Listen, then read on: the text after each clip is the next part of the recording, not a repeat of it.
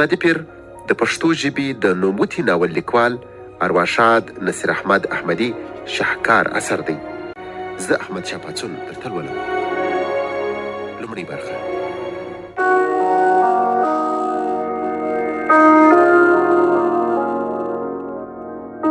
لارا اوتو کړې جامې په بکس کې کېښودې، ویې ویل: سوزان څه فکر کوي؟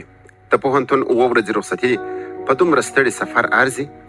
ځوان نجلۍ ریموټ ور واخیست، تلویزیون یې مړ کړ، ویې ویل: تر دې ډېر رخصتي نه لرو، ښه ده څو ورځې به د لندن له شور ماشوره لرې یو. لارا ناره کړه. ټامه غوږ یې ونیوه، څه یې وانه اورېدل. لور ته یې وکتل، ویې ویل: ورور دې چیرې دی؟ سوزان کړکۍ ته ودرېدله، پورته یې لاندې وکتل. پلار یې د واګون موټر پر سر د لرګي وړه کښتۍ تړله. ویې ویل: مخکې یې موټر پاکوه. لارا د بکس زنځیر کش کړ.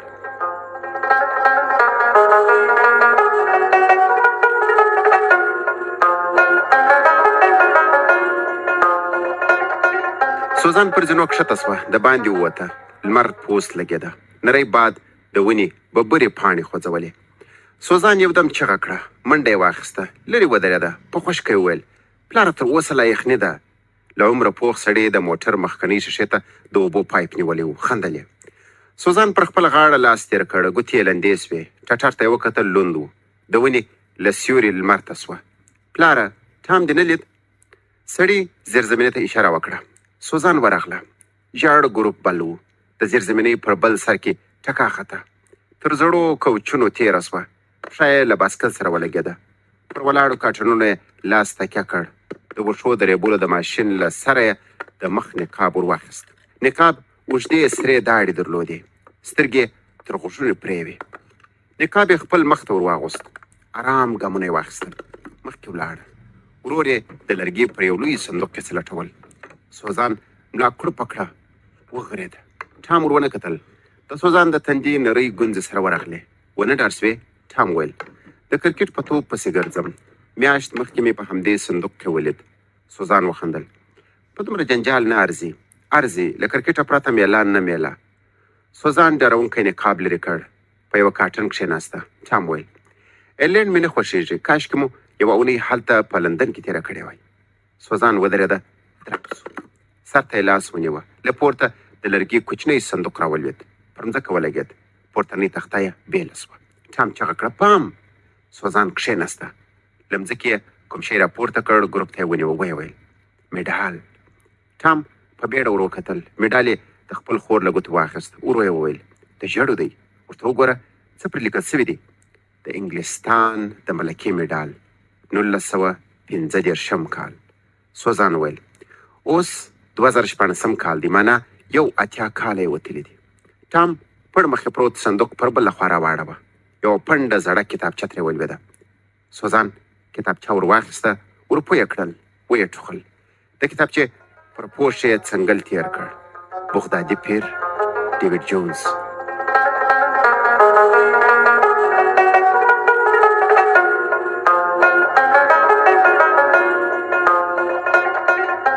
سوزان د کتابچې ځای ځای پاڼې واړولې، یو ځای لیکلي وو. یوې مرغۍ ته مې وکتل، د ستوني سپینې پستې بڼکې به یې وپړسېدې. اخیستې هوا به یې په خواږه غږ بدله سوه. بوډا په بیړه وویل: خوښه دې سوه؟ ارزانه ده.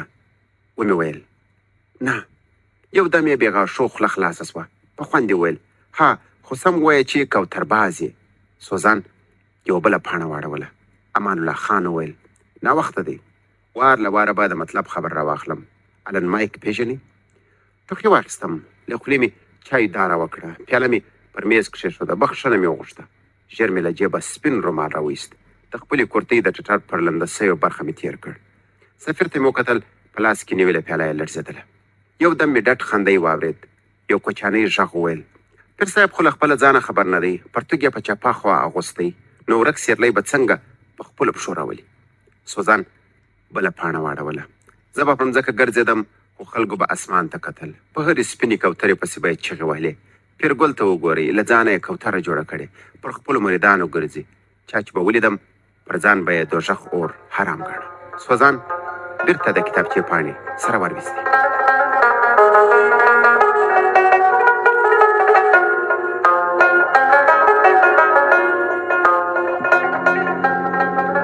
موټر تیز و، ونې کورونه شنې کروندې په منډه شاته تلې. سوزان ویل لاره میله نو داسې وي. سړي وخندل، د موټر له اکسلیټره یې پښه پورته کړه.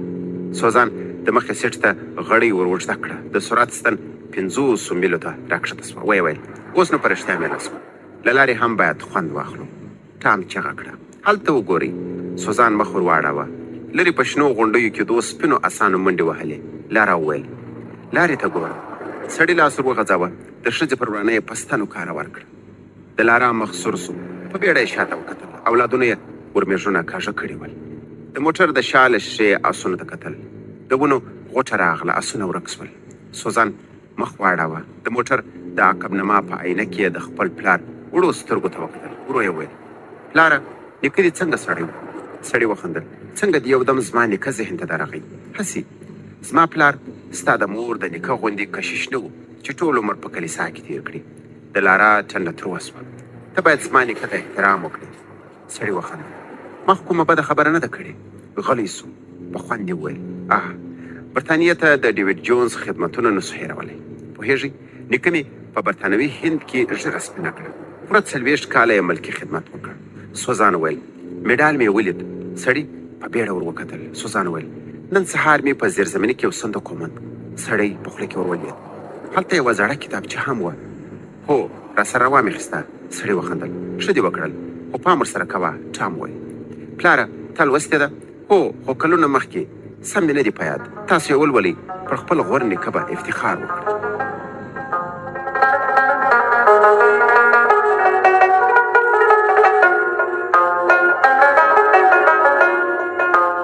د کښتۍ پر غولي ګڼ موټر ولاړ ول. سمندري مرغانو خپل اوږده سپین وزرونه باد ته ورکړي ول. هوار تلل. سوزان د کښتۍ اوسپنیزې کټارې ته ودرېده. د سمندر اوبه ارامې وې. کله کله به د نجلۍ ژړه اوږده وریښته د هغې ښې سترګې ته راغله. ګوتې به یې ترې لاندې کړې، تر غوږونو به یې واړول.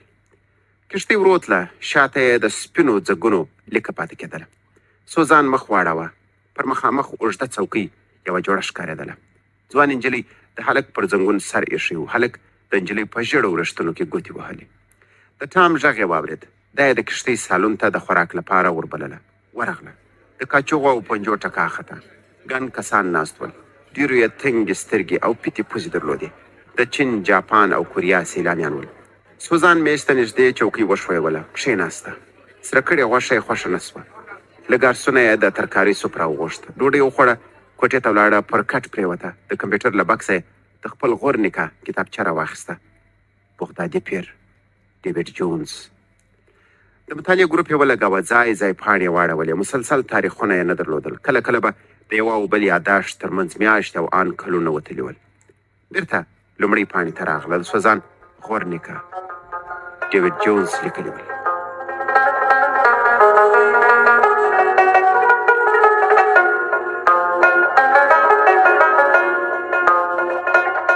برطانوي هند، لاهور، 1919 میلادي کال د فبروري 28. ناارامه یم. کیسه معلومه ده. غرمه مې هندي شراب وڅښل. ښه نه ول. پر زړه مې ترخې اوبه راواوښتې. نیم ساعت مې په تشناب کې تېر کړ. بې ګټې و.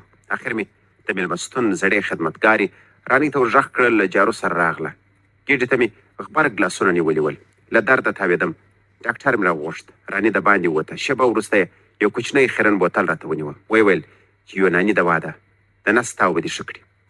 یو خرپټ شنه رنګه پوډر مې له اوبو سره تېر کړل. د راني خبره سمه وه. ساعت وروسته مې د نس چونګارې ودرېد. ماپښین یو عسکر راغی. سلامي یې ووهله. یو کاغذ یې راته ونیو. حیران سوم. چانسلر لاهور ته راغلی و. عاجل یې غوښتی وم. په بیړه مې پر ځان اوبه تېرې کړې. ژمی دی خو اوبه تودې لګېدې. درشي مې واغوسته. پر کوټ بند ایښې شپو خولۍ ته مې لاس ور وغځاوه. د باندې په 4 اسانو پسې تړلې ګاډۍ ولاړه وه. ور وختم. د لاهور بازار له ګڼې ګوڼې ډک د هندي تیزو مسالو بوی ته. ګاډۍ یوې تنګې کوڅې ته ودرېده. له اذانونو سره د پایزیبونو د شرنګا غږونه ګډ ول. څوک جوماتونو ته تلل، څوک د رمسالونو ته روان ول، چا د رقاصو ننداره کوله. ګاډۍ یوې پخوانۍ کلا ته ننوتل. دا کلا په لاهور کې د انګریزانو لوی مرکز و. اوږدې کوټې ته ورغلم. له پوځي منصبدارانو ډکه وه. د چانسلر ډبل اوږده برېتونه ځړېدلي ول. خولۍ مې د سلام په دود له سره کښته کړه. پر اوږده میز پورې جوخت څوکۍ مې راکش کړه. کښېناستم.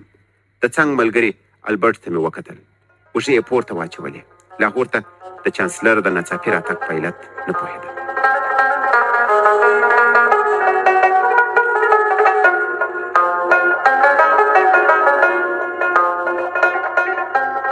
چانسلر په برطانوي هند کې د سر سړی و.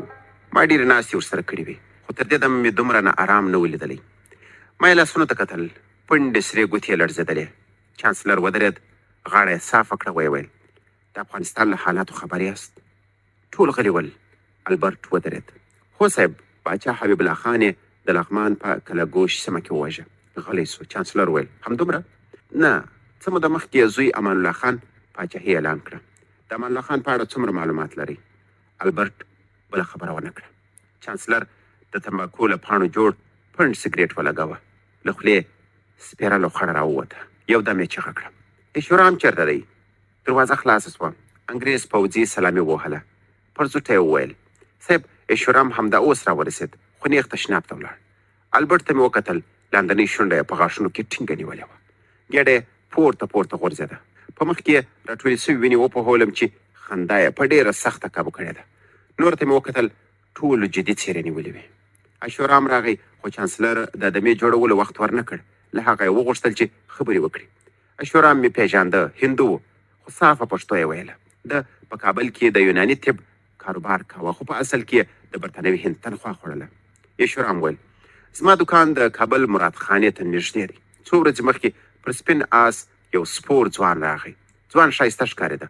غټې سترګې، سپین مخ او نري برېتونه یې لرل. ورنږدې سوم. امان الله خان له ګارډ او عسکرو پرته یوازې راوتلی و. له تیکې راوتلې توره یې لمر ځلوله. خلک خبر سول. دوکانونو ته قلفونه ور ولوېده. لویه میداني له سلګونو او یا هم له زرګونو کسانو ډکه سوه. ځوان پاچا ناره کړه. ولس یې د خپلواکۍ اخیستلو ته راوباله. د یو سرلوړی، آزاد او پرمختللی افغانستان غوښت. په خبرو کې زور و. خلک یې د انګریزانو پر ضد پاڅون ته رابلل. ایشورام 20 دقیقې خبرې وکړې، کښېناست. چانسلر له جیبه یو کاغذ راوویست. امان الله خان برطانوي حکومت ته لیکلی و چې افغانستان باید د یو خپلواک هېواد په توګه په رسمیت وپېژني. وروسته یې د ناستو کسانو نظر وغوښت. ټول په یوه خوله ول. د امان الله خان لیک یې هسې باټې وګڼلې. ویې ویل یو کمزوری پاچا د برطانیا د لوی امپراتورۍ په وړاندې هېڅ هم نه دی. دا ماشوم بې ارزښته وګڼئ، همداسې یې پرېږدئ. د لیک ځواب مه ورکوئ. خو ایشورام قناعت نه کاوه. ویې ویل چې له امان الله خانه ویره پکار ده. ما تر دې پخوا په یو افغان کې هم داسې د ازادۍ شور او له انګریزانو نه دومره کرکه نه وه لیدلې.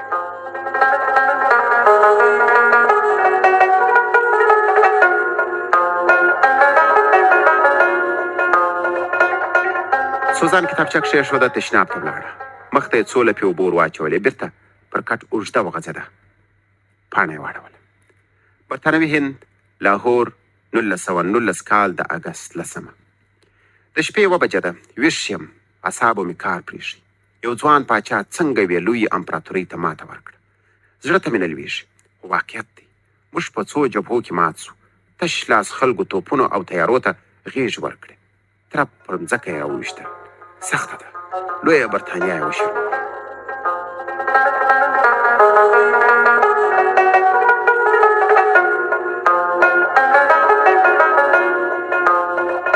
برطانوي هند، لاهور، 1919 میلادي کال د سپټمبر 22.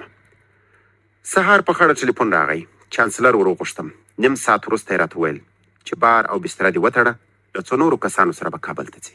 د ناڅاپي سفر ته نه وم تیار، خو د چانسلر ترې وتندې وپوهولم چې اضافه خبره مې په ګټه نه ده.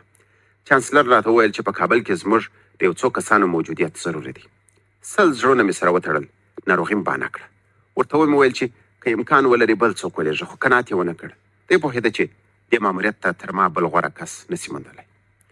زه د برطانوي هند په ټولو سیمو ګرځېدلی وم. د خپل 15 کلن ژوند 14 کاله مې د برطانوي هند په استخباراتو کې تېر کړي ول. له بنګال رانیولې د ایران تر سرحدونو بلد وم. 6 کاله مې له شاه حبیب الله خان سره په دربار کې د مشاور وظیفه درلوده. د افغانانو خوی، رواج، ښه او بد را معلوم وه. په پښتو مې صافې خبرې کولی سوې. لکه وارې هم انګریزانو ته نه پاتې کېدم. مور مې ایټالوۍ وه. د افغانانو غوندې رنګ یې درلود. تورې سترګې او تور ویښته مې له موره ونیول.